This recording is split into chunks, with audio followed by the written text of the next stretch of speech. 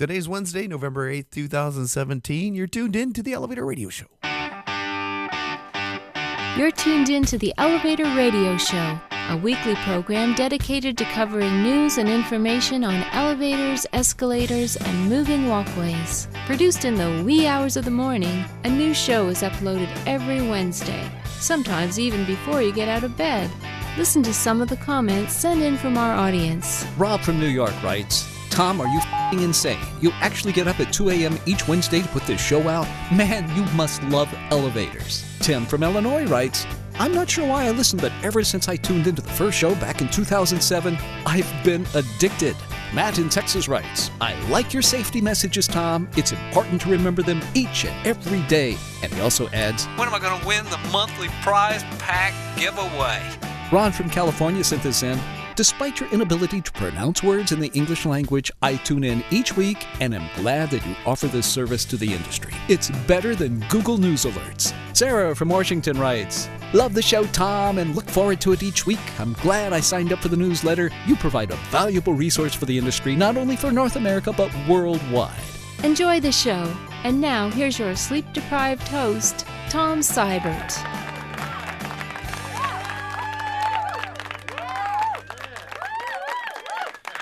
Good morning, everybody, or good afternoon, or good evening, whenever you're tuning into the show. It is good to be here, as always. That is the longest intro in the world. Yes, it is, with my fake studio audience. Not bad, huh? Anyway, it's good to be here.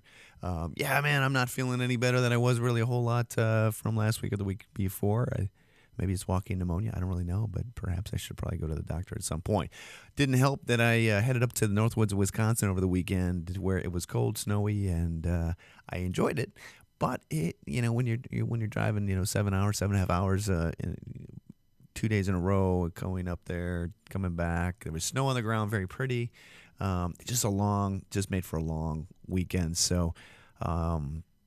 But anyway, nobody wants to hear about that. We do have a good show for you today. It was kind of nice not to see any accidents in the news aggregator, something we don't see very often, and that doesn't really mean anything other than the fact that either dumb people are not doing stupid things or equipment is working as it is supposed to work. And so maybe the two of those combined made that all happen. I'm not quite sure, but just nice to see. Didn't see one accident.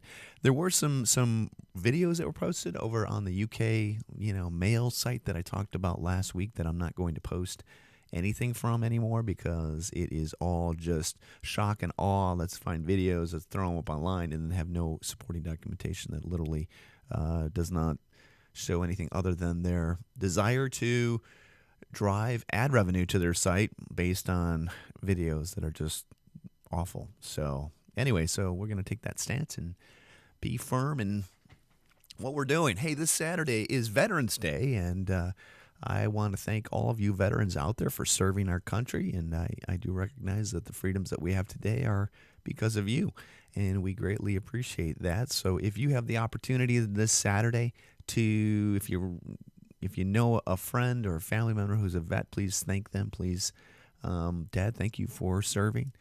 Thank you for providing the freedoms that I have today, even though you might not think that you have in some way, shape, or form. You definitely have. So looking forward to having dinner with you and Mom on Saturday and recognizing and remembering those, your time when you served in the Marines. So looking forward to that. If you see a vet out there on Saturday with a hat on, it might be whatever, I want you to go up to them and basically say, excuse me, sir, I want you to hold out your hand. I want you to look him or her in the eye. Most likely it's a him.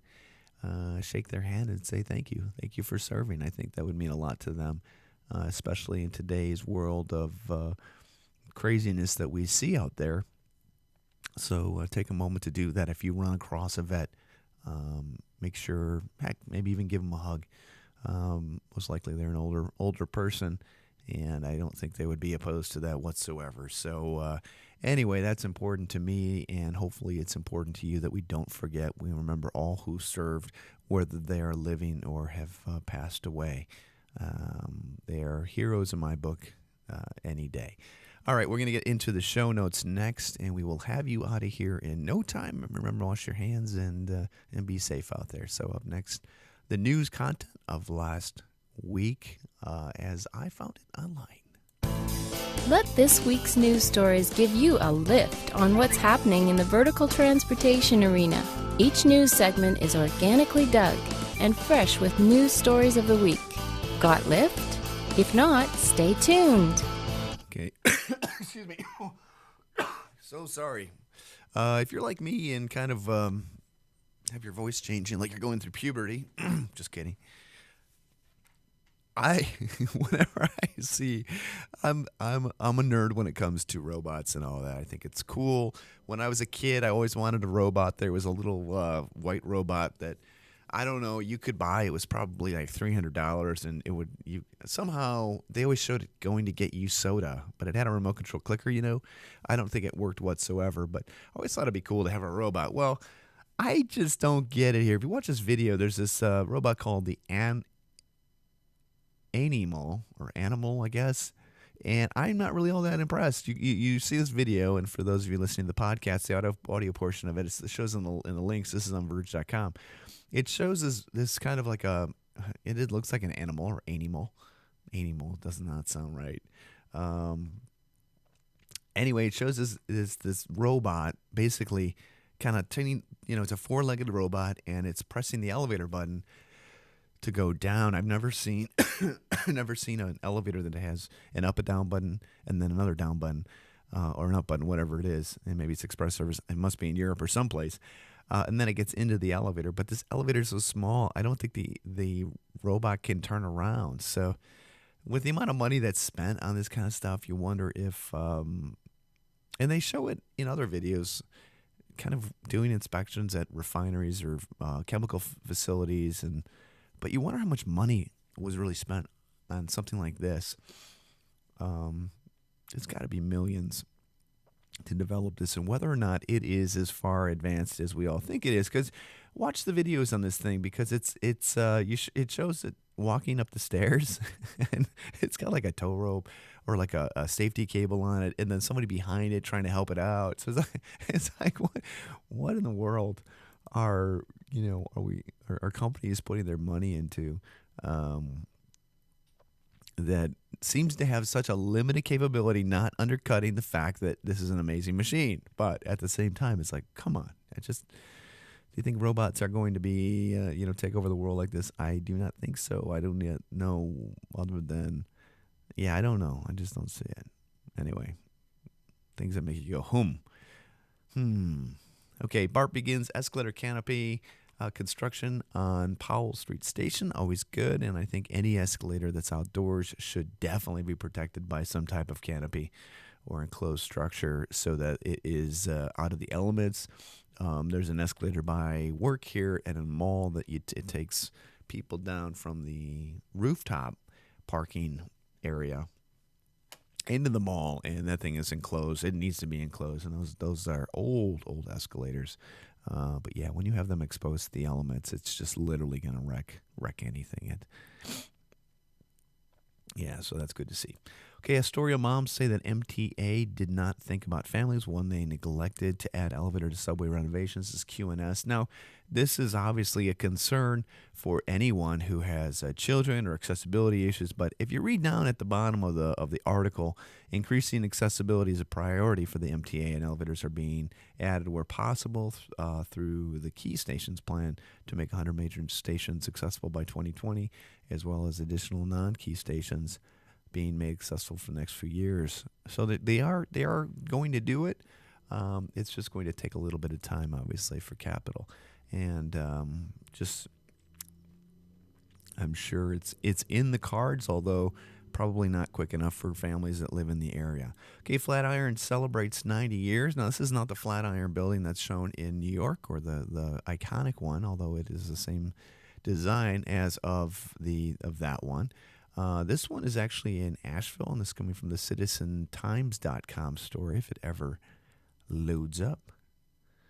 It looks very similar to that, but what's neat is reminiscing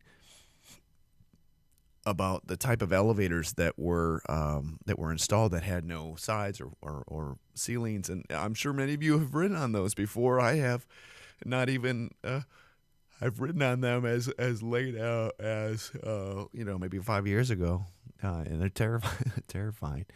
But kind of neat to see historic treasures like this being not only preserved but celebrated through the news and through investors who see the value in our nation's history.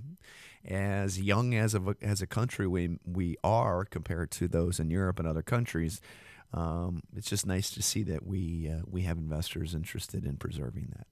Okay, there's a new film out there that introduces the world of Berkeley's disability rights pioneer, Hale Zukas. I have not watched this, but it does look like a very interesting piece, and I think that all of us need to be more receptive, more understanding of the world that those that require increased accessibility in our world.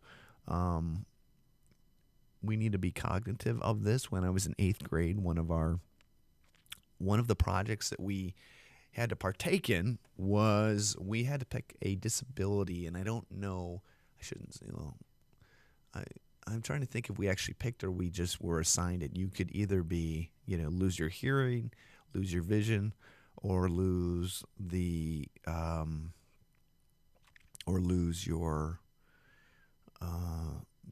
lose the ability to walk, and you had to spend the entire day. And it's a pretty significant lesson in just how difficult a 3-story building can be to, which was our grade school, to get around. So, fighting for accessibility here in the United States has been something that has been an ongoing concern, and I'm glad that the American with Disabilities Act, as early as it had started back in the 70s, is still being attended to today through sidewalk upgrades, elevator upgrades, building upgrades, facility, bathroom, rooms, all that stuff properly. So that's good, and it's I think it's important that we remember those that pioneered in accessibility rights. Okay, a man follows women in an elevator and then threatens to sexually assault them. These people need, this is alleged, but if this is obviously true, or if this not obviously true, but if this is if this man is found guilty of this, Jeffrey C. Lane, man, he should go to jail. That's all I can say. No warnings, no anything. If you have this kind of illness inside of your head, you need to be put somewhere that that you can't hurt anybody.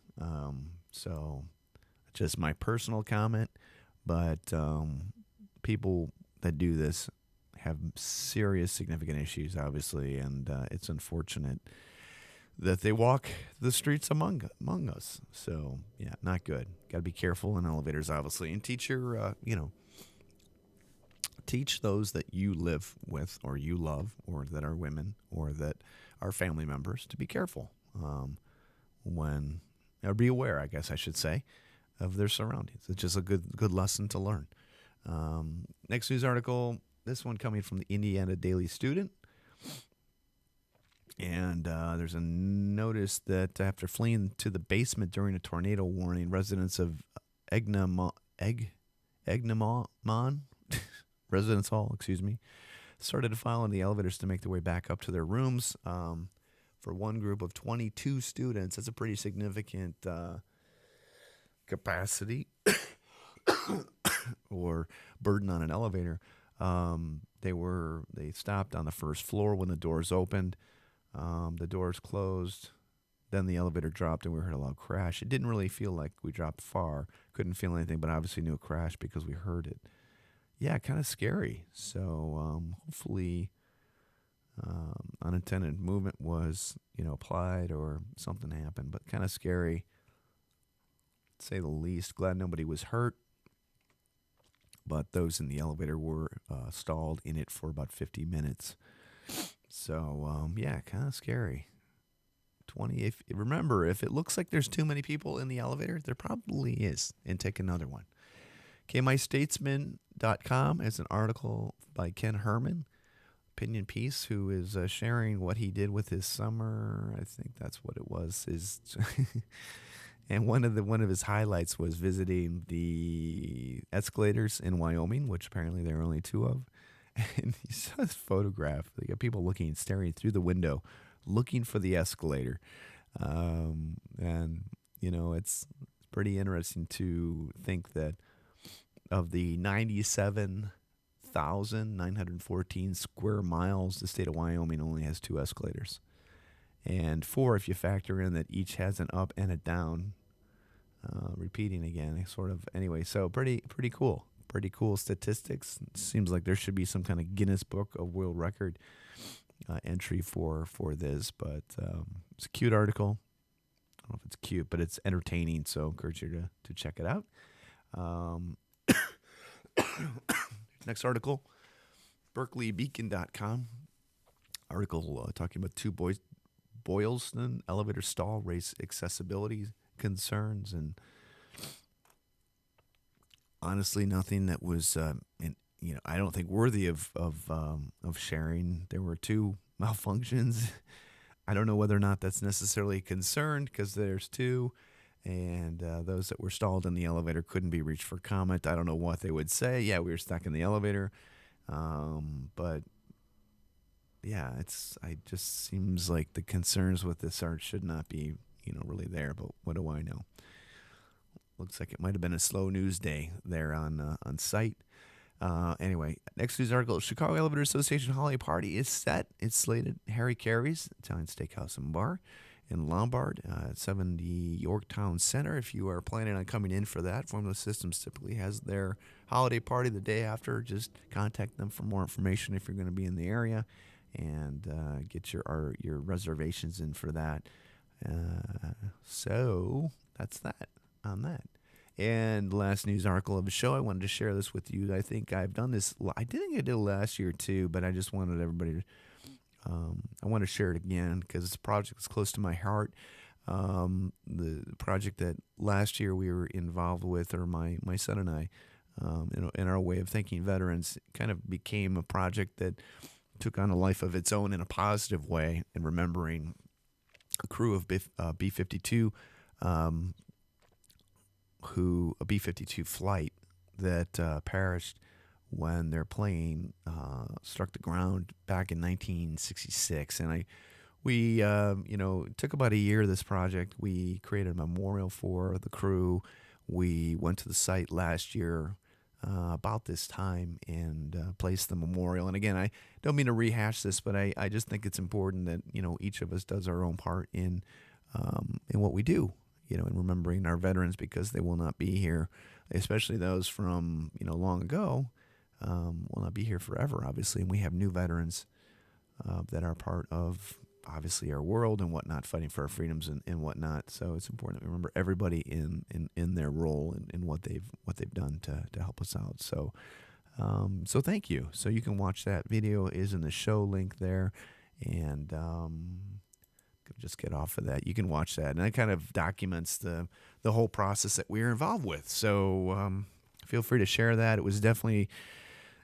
It was not an easy project to be part of, but it was one that was very humbling, to say the least, and appreciative of the family members and friends of the surviving of the crew members. So anyway, that's about it. That's all I have to share, and not that I share a whole lot of stuff on the program. I thought that'd be important to do, and I know I did it last year as well, but I think it's just still a good reminder at the same time. So that pretty much does it for the show. It's a time to basically make another pot of coffee and do the post-show analysis, not analysis, but post-show processing, get it up online, and start my day. So hopefully everybody's looking forward to Thanksgiving, my favorite season of the year. It's only in a couple of weeks, thank goodness. Cannot wait. And that's about it. So remember to be safe out there. Let's make sure we're doing our part to ensure that accidents are not in the news, accidents are not being talked about online, and accidents are not occurring because of that reason. So without further ado, everybody have a great, safe rest of the week, and we will talk to you next Wednesday, the Wednesday before Turkey Day. So take care, everybody. Talk to you later. Bye-bye.